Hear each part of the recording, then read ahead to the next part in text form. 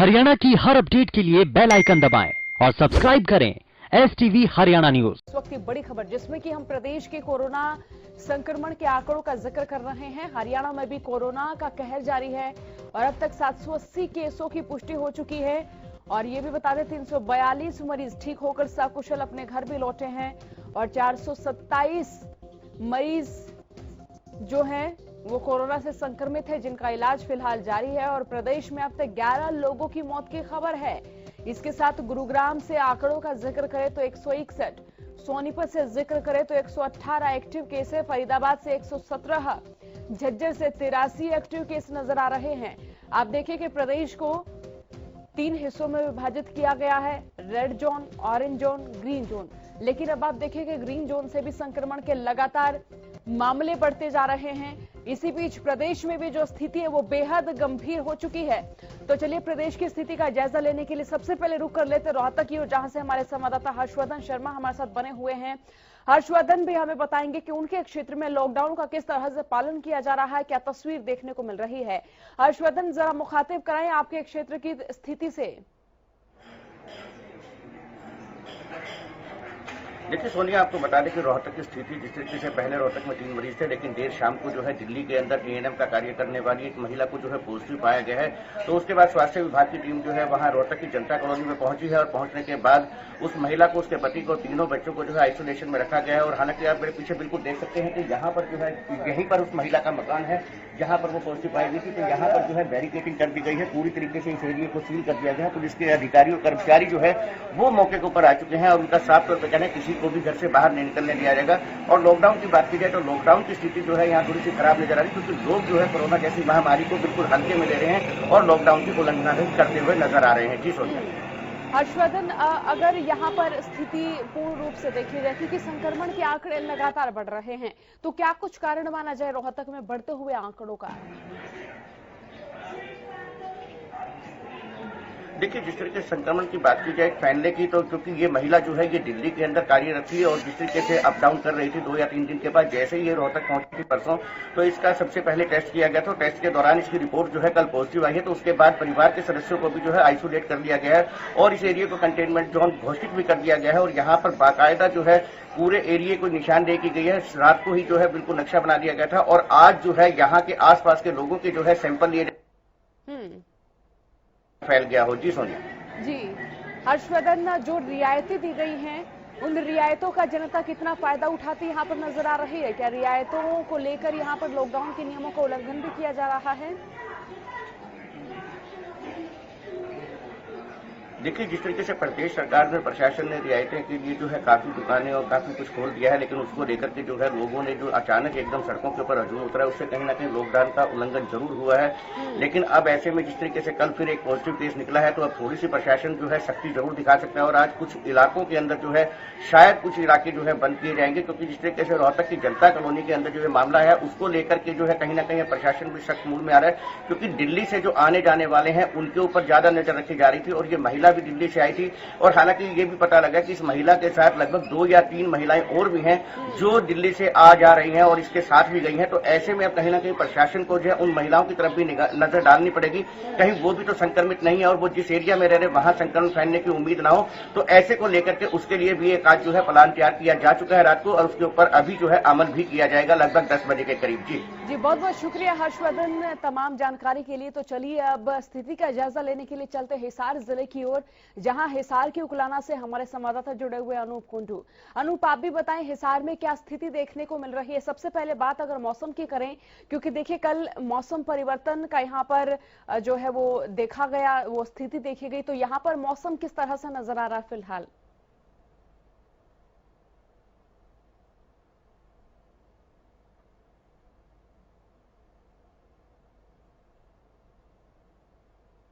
तो तकनीकी खामियों के चलते लगता है अनूप से हमारा जो संपर्क है वो दोबारा जोड़ने की कोशिश करते हैं। अनूप, जरा बताएं कि मौसम परिवर्तन का यहाँ पर मैं जिक्र कर रही हूँ, मौसम किस तरह से नजर आ रहा है हिसार का?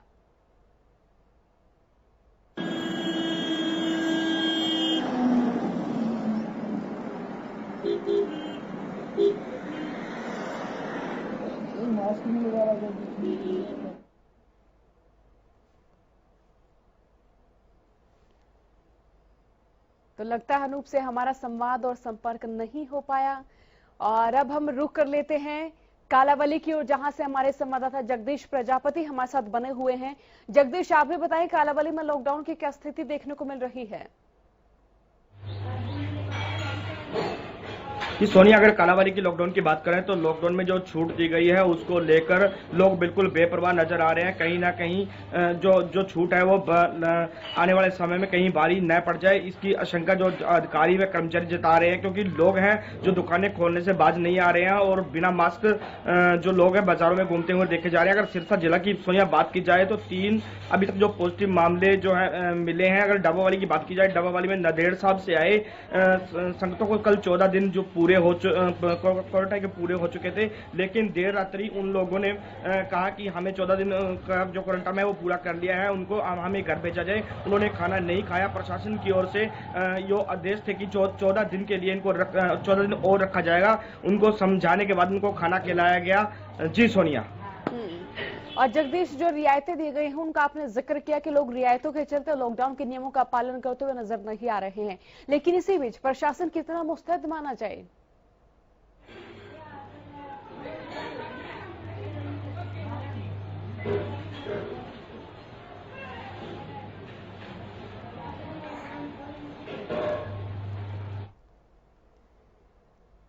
तो चलिए, जगदीश से जो है हमारा संपर्क फिलहाल नहीं हो पा रहा है। अब दोबारा रुक कर लेते हैं हिसार से हमारे संवाददाता अनूप कुंडू की ओर। अनूपा, मौसम का जिक्र मैं सबसे पहले करना चाहूंगी क्योंकि कल खबर आई थी कि उगलाना में मौसम परिवर्तन हो रहा है, इसके साथ तेज आंधी भी आई। तो फिलहाल मौसम किस तरह से नजर आ रहा है यहाँ? देखिए सोनिया जी, अगर हम कल की बात करें तो सुबह सुबह काफी बारिश उगलाना क्षेत्र में हुई थी और आज भी इसी प्रकार से बादल छाए हुए हैं और मौसम में काफी परिवर्तन देखने को मिल रहा है। उगलाना में फिलहाल जो है किसानों के चेहरों पे चिंता की लकीरें हैं, क्योंकि अब जो बिजाई का समय शुरू हुआ है नरमा में, उसमें काफी नुकसान पहले की बारिश में भी हो चुका है। और आज भी जिस प्रकार से मौसम है, पूरा बादल वाई छाई हुई है और मौसम में एकदम से इतना परिवर्तन आना है जो किसानों के लिए खुदाई खबर नहीं है। जी अनूप, चूंकि गेहूं की फसल की कटाई हो चुकी है, लेकिन अनाज मंडियों में, फसल खरीद केंद्रों में अनाज यूं ही बिना तिरपाल के, बिना किसी शेल्टर के, बिना किसी व्यवस्थाओं के ऐसे ही पड़ा हुआ नजर आ रहा है। तो यहाँ पर क्या स्थिति देखने को मिल रही है? बिल्कुल ऐसी स्थिति जैसे पूरे हरियाणा में है, उकलाना क्षेत्र की भी है। यहाँ पर भी गेहूं मंडियों तक तो पहुंच चुका है, लेकिन बारिश में भीगने के कारण अब उसकी परचेजिंग में बड़ी समस्या आ रही है। सरकार उस गेहूं को खरीदने के लिए तैयार नहीं है और आड़ती उसको कहीं ले नहीं है। तो इसके लेकर के आड़ती और सरकारों के बीच में फिर से तनाव देखने को मिल रहा है। उकलाना क्षेत्र में खास करके आड़तियों ने इसको लेकर के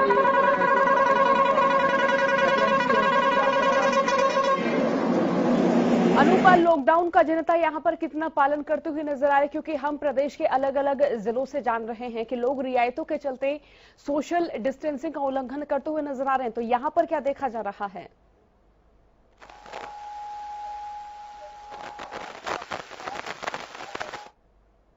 हिसार में कोरोना पॉजिटिव आज बीएसएफ का जवान पॉजिटिव मिला, उसके बाद 2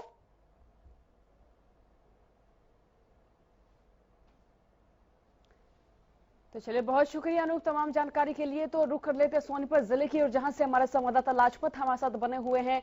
लाजपत, आप भी बताएं, सोनीपत में जो लगातार आंकड़ा बढ़ रहा है वो आंकड़ा रुकने का नाम नहीं ले रहा और अब देखिए आंकड़ा ग्रामीण क्षेत्रों की ओर जा रहा है और ये सबसे बड़ा चिंता का विषय माना जाए। गांव देहात में कोरोना जब दस्तक देता है तो और भी ज्यादा चिंताएं बढ़ जाती, चिंता दोगुनी हो जाती है।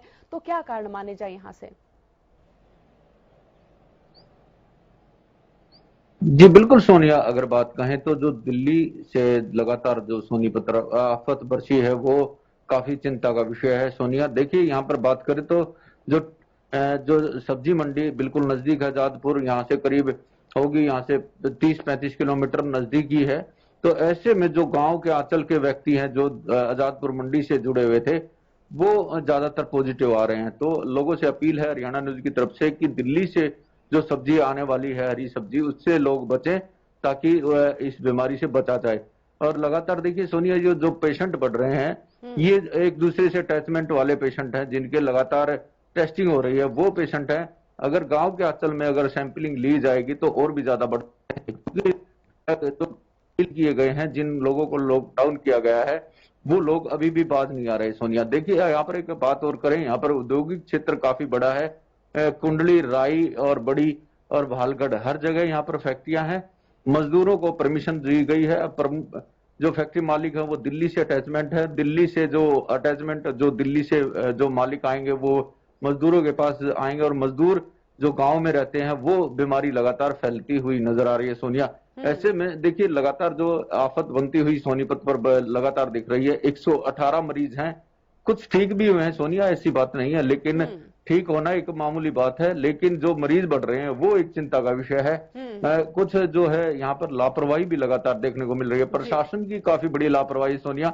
ऐसे में जो सोशल डिस्टेंसिंग है वो बिल्कुल पालन नहीं हो रहा है सोनिया। यहाँ पर मार्केट की भी खोलने की परमिशन दे दी गई है, लेकिन मार्केट में भी वो गैप दिखाई नहीं दे रहा जिससे लोगों से राहत मिले। ऐसी भीड़ लगातार दिखाई दे रही है। देखिए, सोनीपत में जो मार्केट खुली है उसमें काफी भीड़ है, और फैक्ट्री एरिया है उसमें भी काफी भीड़ है। ऐसे में लगातार अगर बात करें तो यहाँ पर मरीज बढ़ते हुए नजर आ रहे हैं सोनिया जी। लाजपत, अगर प्रवासी मजदूरों का जिक्र करें, क्योंकि देखिए कि सोनीपत तो औद्योगिक नगरी है, दिल्ली से सटा हुआ क्षेत्र है, तो यहाँ पर प्रवासी मजदूरों की क्या परिस्थिति नजर आ रही है? क्या उनको भेज दिया जा चुका है या फिलहाल वो रोजगार की तलाश में है यहाँ? जी बिल्कुल सोनिया, अगर बात करें तो यहाँ पर कुछ जो है रजिस्ट्रेशन करा चुके हैं वो लोग लगातार जा रहे हैं, उनकी टेस्टिंग कर कर उनको भेजा जा रहा है। बहुत बड़ी आफत आएगी अभी सोनिया। देखिए, यहाँ पर जो औद्योगिक क्षेत्र है, जो फैक्ट्री मालिक है, उनकी काफी बड़ी लापरवाही देखने को मिली है, क्योंकि मजदूर जो बेचारे लॉकडाउन में फंसे थे उनको खाना नहीं मिला, उनको पैसे नहीं मिले। इस बात को लेकर नाराज होकर वो अपनी रजिस्ट्रेशन कराया, उनको पैदल जाने के लिए मजबूर हुए। अब जब ये लॉकडाउन पूर्ण तरीके से जब खुलेगा तो काफी बड़ी औद्योगिक फैक्ट्रियों पर जो फैक्ट्रियां उन पर आफत बरसेगी, क्योंकि यहाँ पर मजदूर अब लगता है कि नहीं दिखाई दे रहे हैं। और अगर अभी कुछ लोग फंसे हुए हैं, जैसे ही लॉकडाउन खुलेगा वो लोग भागेंगे और यहाँ पर काफी बड़ी आफत आ सकती है, क्योंकि काफी बड़ी औद्योगिक क्षेत्र है, काफी बड़ा फैक्ट्री एरिया है, उन पर तो आफत आएगी। और जो स्कूल है, प्राइवेट स्कूल है, वो जिनमें बच्चे पढ़ते थे उन पर भी आफत आएगी। जी सोनिया। लाजपत, सोशल डिस्टेंसिंग का यहाँ पर पालन नहीं हो रहा है, क्योंकि रियायतें कहीं ना कहीं लोगों के लाभ में भी हैं, लेकिन लोग इन तमाम रियायतों का फायदा उठाते हुए भी नजर नहीं आ रहे हैं। तो यहाँ पर बाजारों में क्या प्रशासन की ओर से अपनी मुस्तैदी जाहिर की जा रही है? जी बिल्कुल, प्रशासन की तरफ से कोई भी ध्यान नहीं दिया जा रहा। प्रशासन की अगर तरफ से ध्यान दिया जाए तो यहाँ पर सोशल डिस्टेंसिंग का ध्यान दिया जा सकता है। ऐसे में प्रशासन की काफी बड़ी लापरवाही सोनिया, ये बीमारी काफी बड़ी फैल सकती है। देखिए, अब परमिशन जो दी गई है वो मजबूरी भी हो सकती है, क्योंकि लोग काफी दिन तक बंद रहे, लेकिन कुछ अभी भी जो शरारती तत्व है वो बाज नहीं आ रहे हैं। युवा बच्चे हैं, बाइक पर 4-4 घूम रहे हैं, 3-3 बैठकर, वो सोशल डिस्टेंसिंग कैसे बनेगी बात? क्योंकि सोनिया देखिए, यहाँ पर प्रशासन को सख्ताई की जरूरत है। बाइक पर 3-3, 4-4 व्यक्ति घूम रहे हैं, बच्चे शरारती है जो गांव से इधर से उधर से घूमते हैं, उन पर पैनी नजर रखी जाए ताकि इस बीमारी से लड़ा जा सके। और सोनिया, यहाँ पर काफी ऐसी दिक्कतें हैं, जैसे कि बात करें तो जिन गांव को लॉकडाउन किया गया है फिर भी लोग बाज नहीं आ रहे। इसलिए आप लोगों से हरियाणा न्यूज की तरफ से अपील है कि आप अपने गांव के लिए, अपने घर के लिए और लोगों के लिए आफत ना बने, ताकि आप घर से बाहर निकलेंगे, किसी मरीज से मिलेंगे, आपके घर को लॉकडाउन किया जाएगा, आपके गांव को लॉकडाउन किया जाएगा।